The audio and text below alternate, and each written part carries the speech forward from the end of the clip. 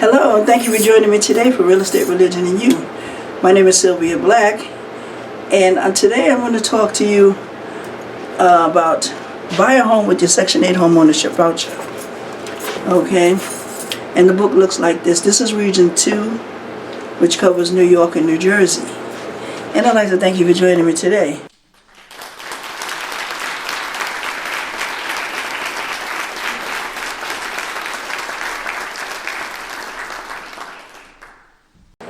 Now this Saturday, April 16th, we're going to be conducting the workshop under the same name, Buy a Home with your Section 8 Homeownership Voucher, at my new location at 280 East Ferry Street on the corner of Jefferson, Saturday at 11 a.m.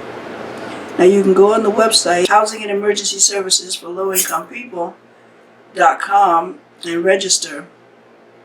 Call or email or text to let me know that you're coming. The workshop is actually free, and books will be available for you at that time when you come to the workshop. We have this one, which is Buy a Home with your Section 8 Homeownership Voucher. And this book is a very comprehensive book that would help you in your beginning journey of homeownership. Now, my name is Sylvia Black, and I'm the facilitator of the workshop and the owner of Housing and Emergency Services for Low-Income People. Okay, we're at 280 East Ferry Street in Buffalo, New York. Now, you must call if you want to come. You must let me know that you're coming, okay? Because the hours are scattered right now. But so let me talk to you a little bit about the book today, a little bit about how you can buy a home with your Section 8 homeownership voucher. Now, it's a federal program, okay? And what it basically does is those of you who have been on Section 8 for at least a year, okay, and you have a housing choice voucher that pays your rent, you can now be eligible through a series of training classes and counseling sessions, which we also offer, to purchase a home, okay, and then obtain a homeownership voucher that would allow you to purchase the home and receive a similar or same subsidy that you get now with your housing choice voucher that you can also get with your home ownership voucher.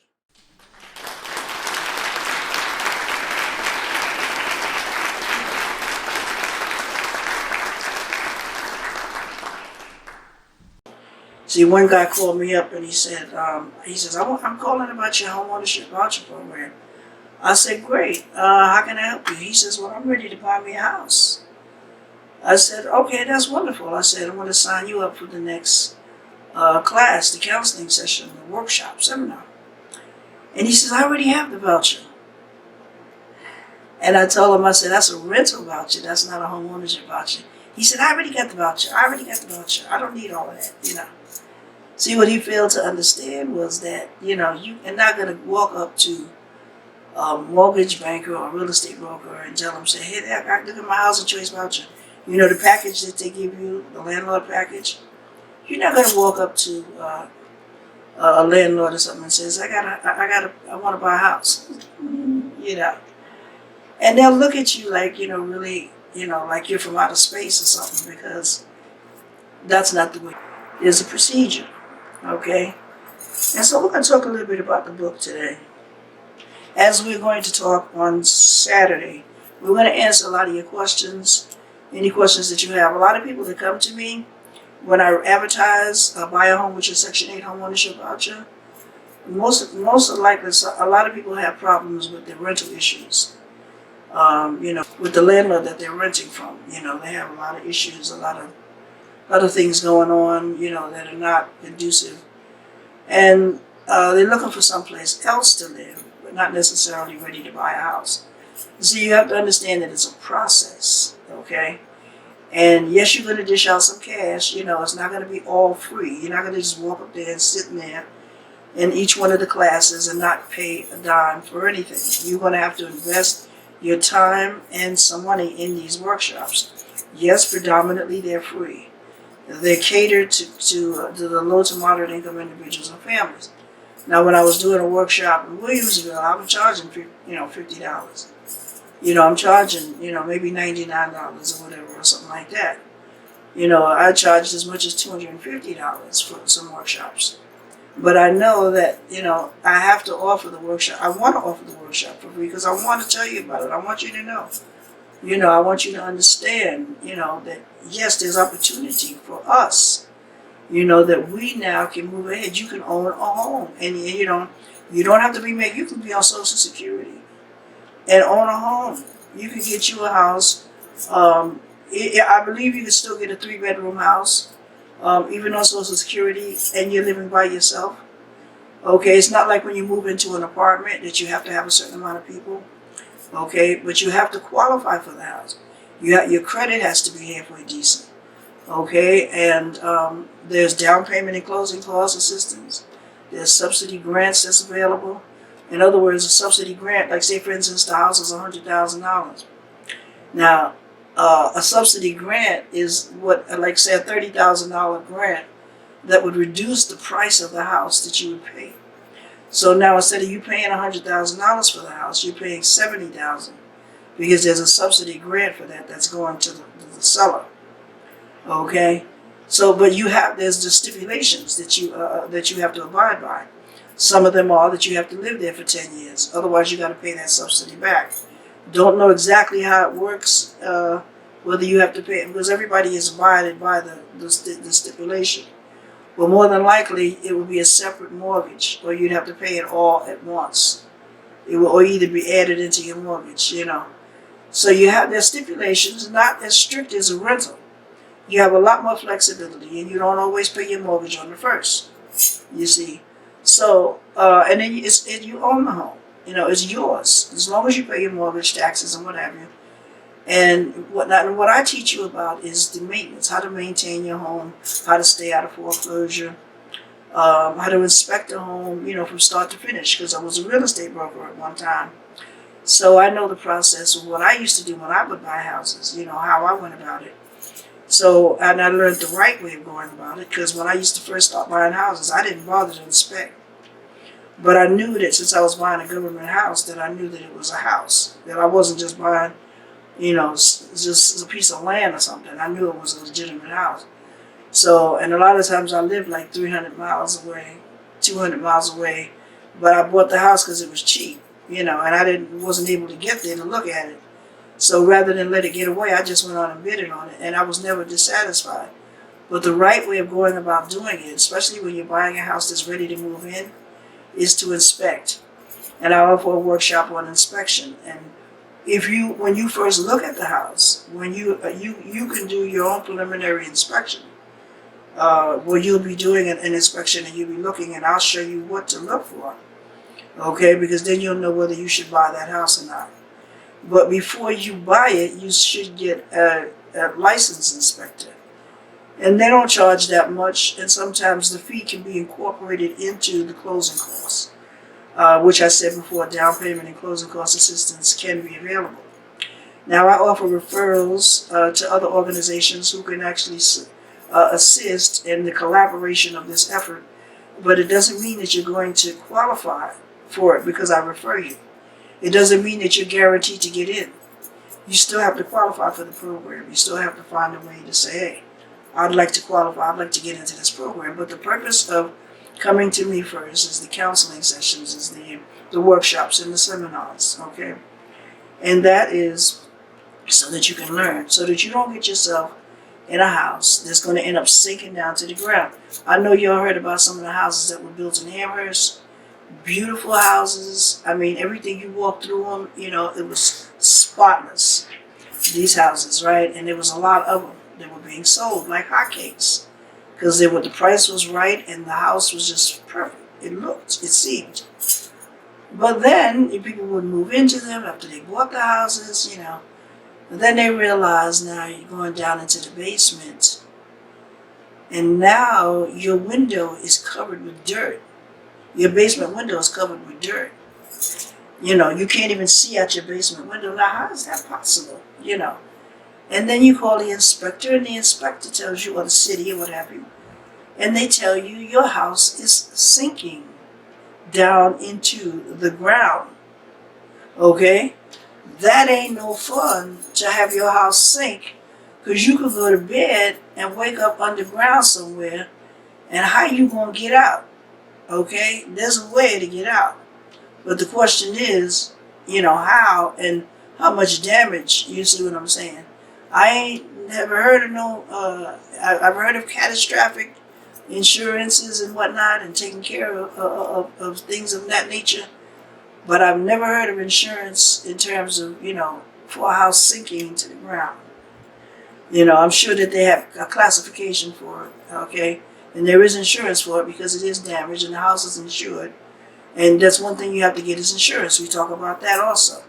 That was one thing that I failed to do when I first bought a house. I was so anxious to buy me a house. You know what I mean? I didn't know none of that other stuff. I just wanted a house. And then after a while, when I started having problems, then I realized, oh my God, I should have got me some insurance. Oh my God, I should have got me this. I should have got me that, So what I do is I teach you, because you look at the house and you're going to say, oh man, I want the house. I don't need all that. I ain't thinking about all of that. But you're going to have to think about it, because it's for the sake of your children. If you care anything about your children, if you care anything about yourself, because you're still alive, you need to concentrate on you. Okay? But if you care anything about your children and whatnot, and you want to see your grandchildren and whatnot, now you got something that you can leave to them. You got something, that says, this is mine, baby. If I want to blast my music all night and day, I can blast it. With stipulations, of course. I can paint my walls black or fuchsia. See me, I like fuchsia colors. I like yellow, red, purple, blue. I like those kind of colors.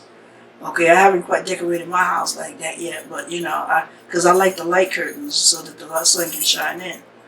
But sometimes I like to have the colored curtains, like custom made color curtains on my windows. It just gives it a diversion, you know what I'm saying? And then, you can paint your house whatever way you want to. You can clean it up if you want. You don't have to clean it up, it's yours. Because, sometimes when you live in a subsidized house and they come and inspect your house for cleanliness, you see. So you're out of the stipulation. Of course, you should keep your house clean. You should take a shower, all that kind of stuff. But when you have more freedom, more luxury, You own a home, it's yours. You ain't got to worry about harassing landlords. You ain't got to worry about getting evicted, okay? And one of the better things about it, okay, if God forbid, of all of the teaching that I will give you and all of the workshops and the seminars that I will drill into your head, there's still a possibility, a slim possibility, that you can end up facing foreclosure. So the best part about owning a home in terms of when you fail to pay your mortgage as opposed to failing to pay your rent, you have 12 months for the foreclosure proceeding. That's how long it usually takes if it pans out without you interfering. Now, there's a way that you can go about making restitution in between that time, okay? And I talk about that in one of my other books, Free Money for Home Buyers. Okay, so there's a way that you can incorporate that. You can slow the process down, and you can cut it in half.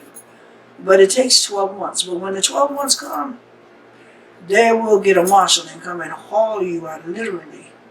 They will carry you out. I've seen a man, he stayed in his house until the marshals came, the police came and actually hauled him out. They asked him to come out.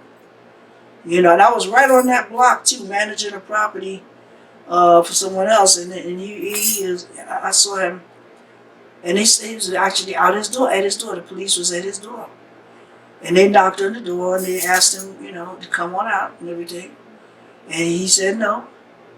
And they said, well, I'm sorry, we're going to have to. So they, put the gun up at him, handcuffed him, put him in a police car. It was terrible, man. I talked about that for the longest, and I told him, I said, why you didn't call me?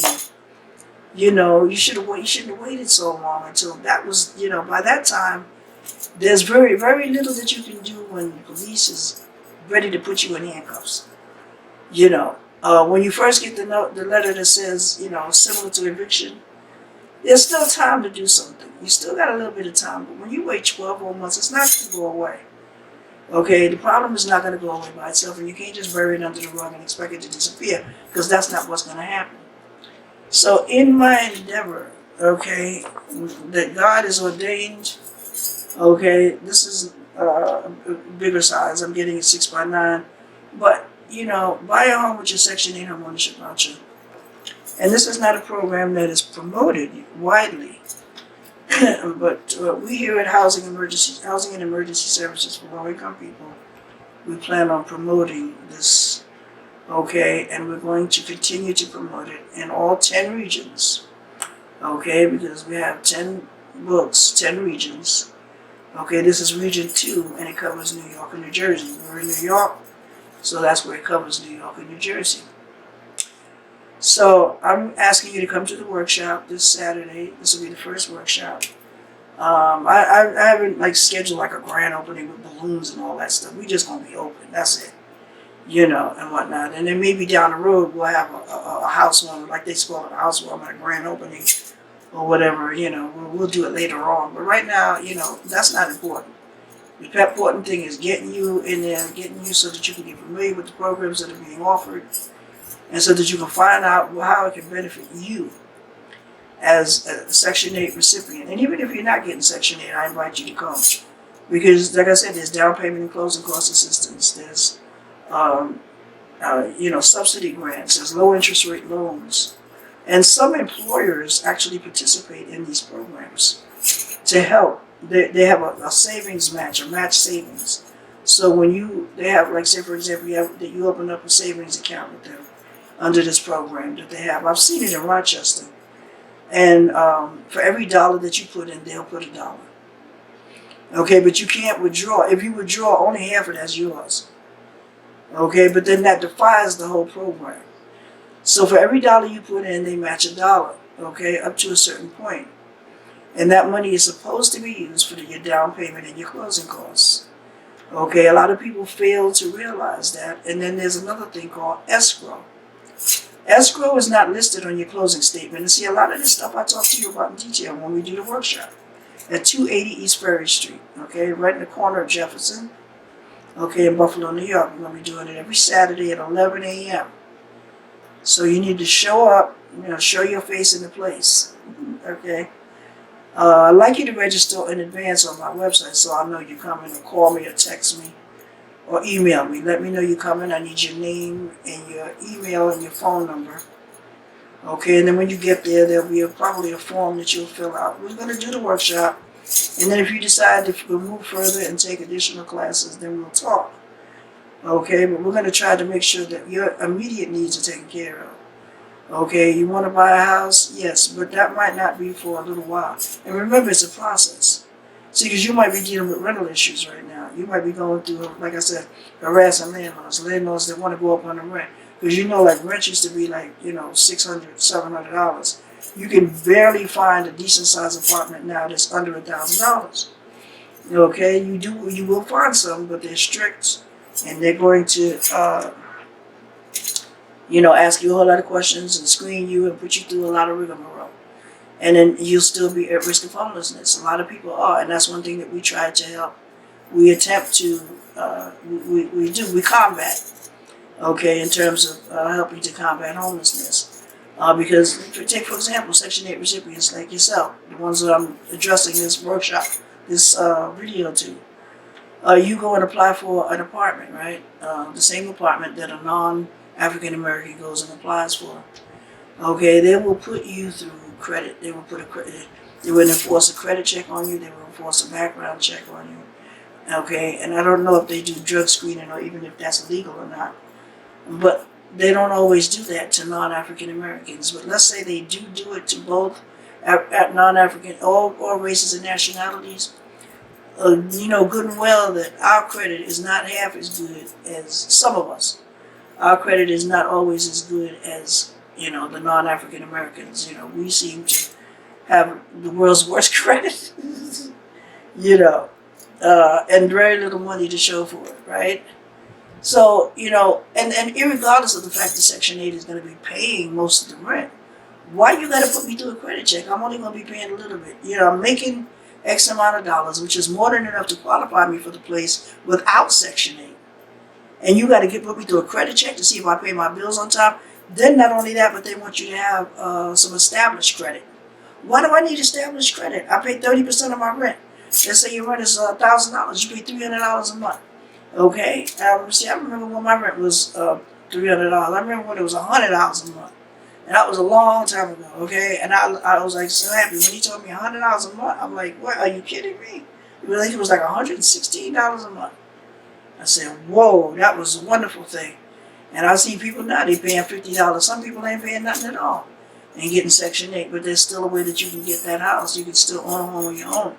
It's a process, and you have to be determined. You have to be committed to the cause.